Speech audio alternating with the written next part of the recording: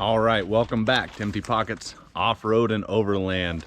It has been a few weeks, more than a few weeks, since I've gotten the Rockhard 4x4 cage installed in the XJ, and it's time to do an update of the install and how things are going so far.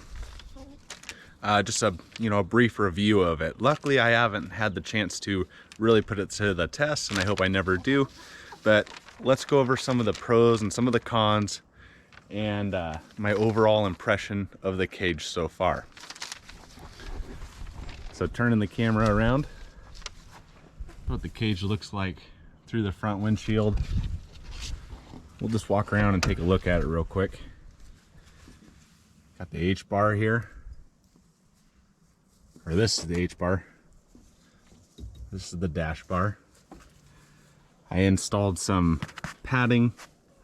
Highly recommend that. I hit my head on it all the time. One of the nice things about having the cage is being able to mount things to it.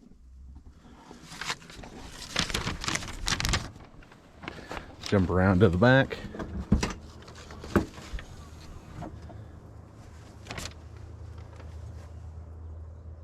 Everything looks really good.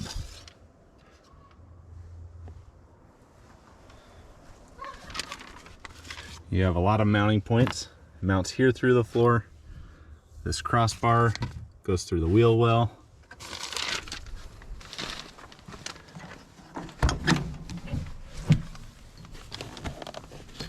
Again through the floor down there. I haven't trimmed my carpet yet. Probably gonna take it out. And again in the front through the floor. That blue stuff on my hand is Smurf juice from pumping porta potties.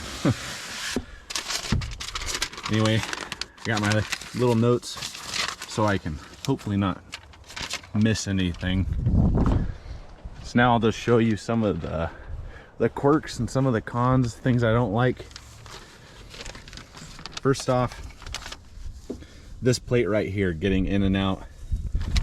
You can see it sticks a bit past the dash, and I come close every time. I haven't done it yet, but I come close to smacking my knee on that. On the passenger side, my wife, who is a lot shorter than I am, kind of has to launch herself into the Jeep, and she did rack her knee on it, and she was not happy about that.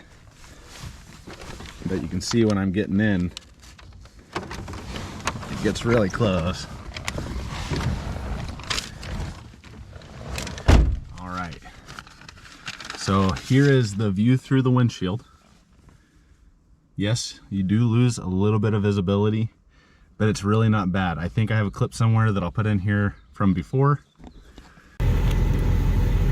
All right, this little clip is to serve as the point of view out of the front windshield. I have the phone up right next to my face.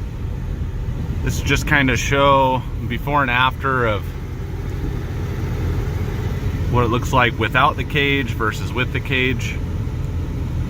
See how much sight we lose or is obstructed by the bars.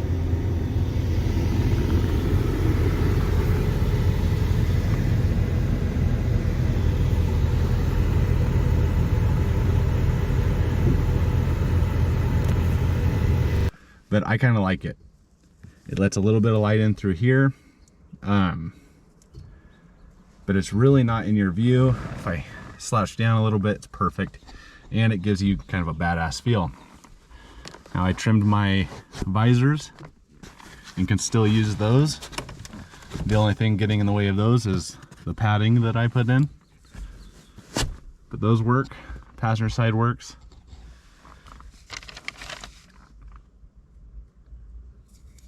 So now let's get into the fitment issues I had, the issues I had while installing this.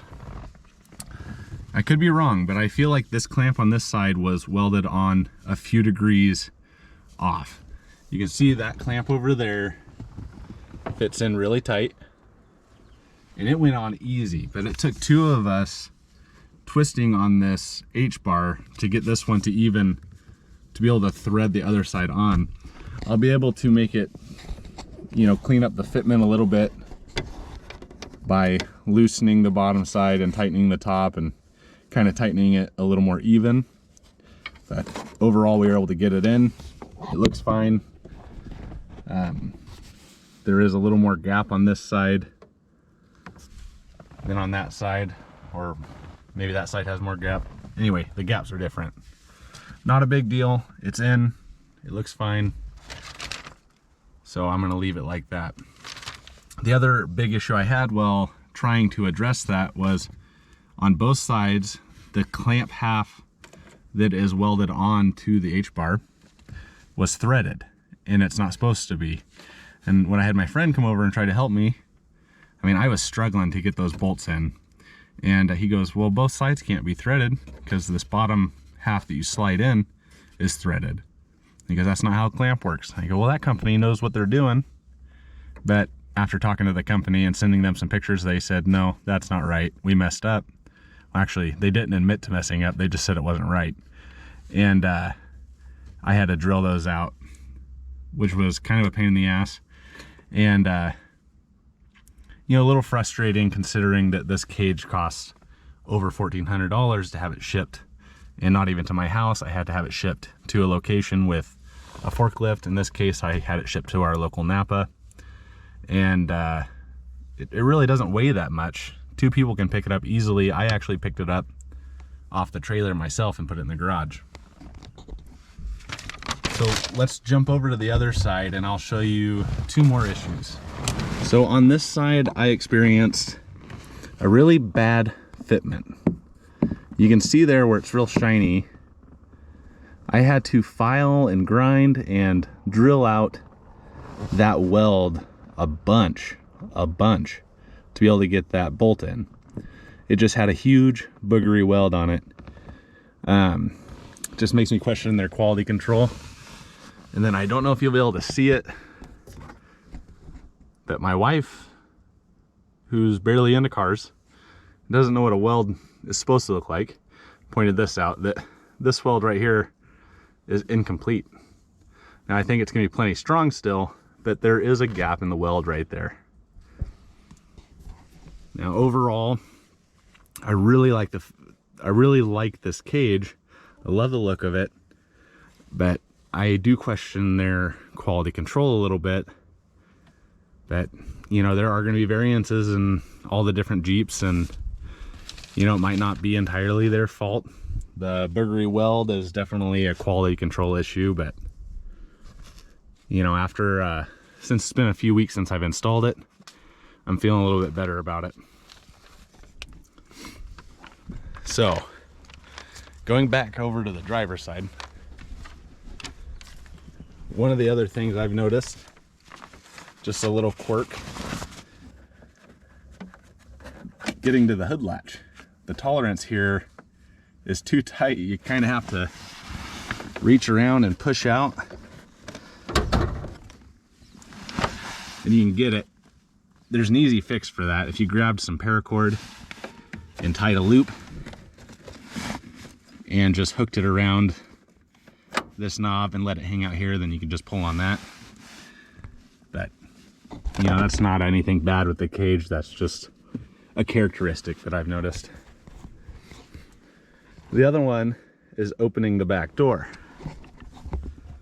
Now my Jeep is, you know, all manual options. There's no power in this except for the mirrors. But opening this back, or unlocking this back door, is pretty difficult to get around this bar here. So kind of have to, you know, it's not that bad, but it was definitely easier when you could go through here. You can't reach it anymore.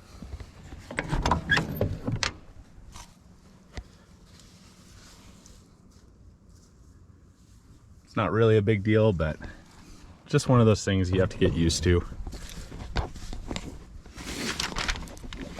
I will say almost all of the quirks and cons that I've had with this cage, I have gotten used to over the last few weeks. I really like it. I really enjoy having it. And that leads me to what I like. Most of all, I really like the looks of it. It looks badass. I am a bit bummed that I got a lot of scratches and chips in the paint, trying to get it to fit, and like over there having to grind down the metal after it was painted. I'm glad I didn't pay to have it powder coated, because it'd be a lot harder to, you know, be okay with that. Someday I might take it out and have it powder coated, but it looks fine for now.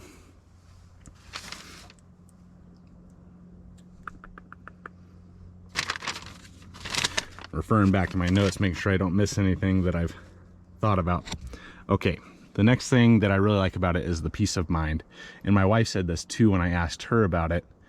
It's nice knowing that if we go out, we have some added security. I know a lot of people are going to argue that this cage doesn't have enough triangulation, so therefore it's not strong enough. And I think you could add some on this center bar, and eventually I might do that. The company sells clamps that you can you know, have your own accessories or bars welded onto, so I might make a removable crossbar there that adds triangulation. Same with up here in the back, you could run one across at an angle and add some of that triangulation. But for both my wife and I, it gives us peace of mind and added confidence that if we do tip over, we're not doing super hard trails, you know, we'll most likely be okay.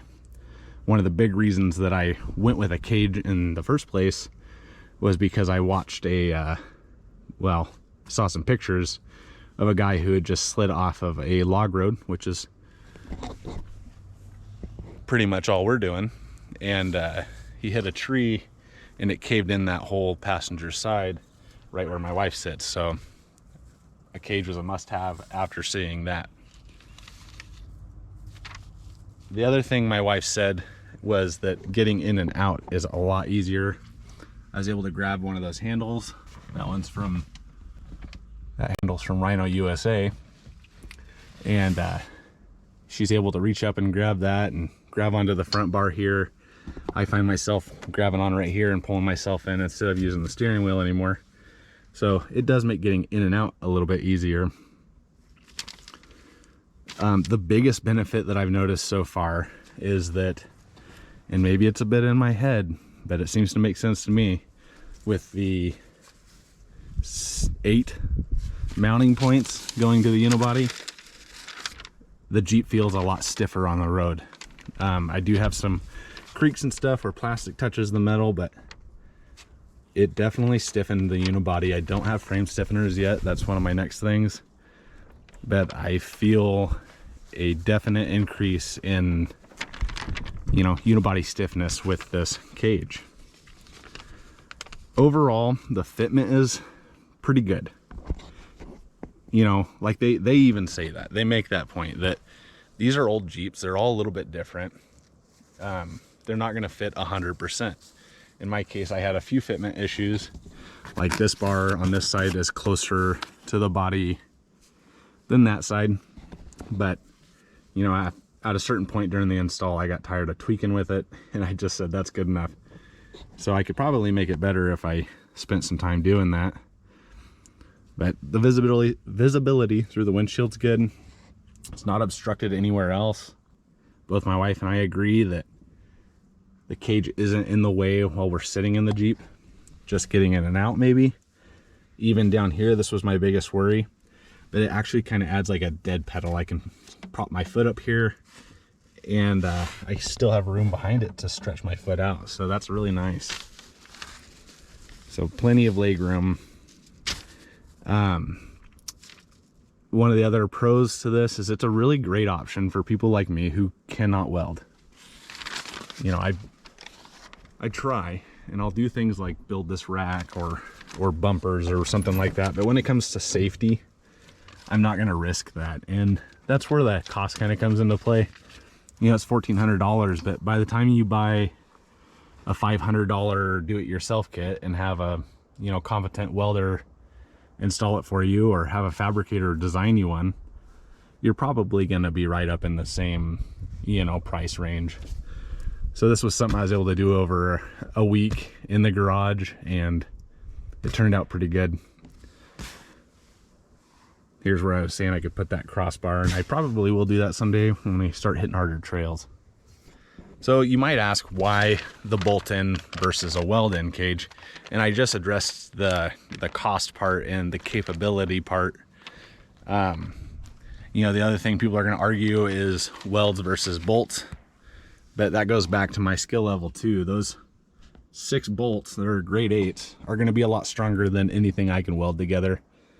The other part of that is this is my daily driver, and if you have an XJ, you know, well, any old car for that matter, it's inevitable that you're gonna have to do the heater core at some point.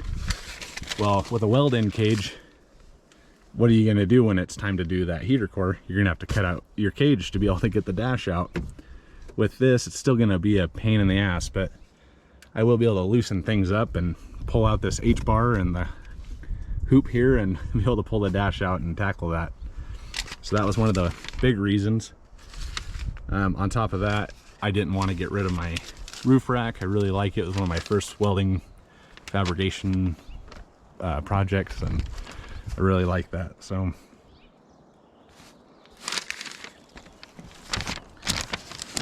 So my overall impressions. At first, I was not happy with it. During the install, I was pretty upset. I was having a heck of a time getting it in. I broke my mirror off, and I'll show you, I built a different bracket to move that up.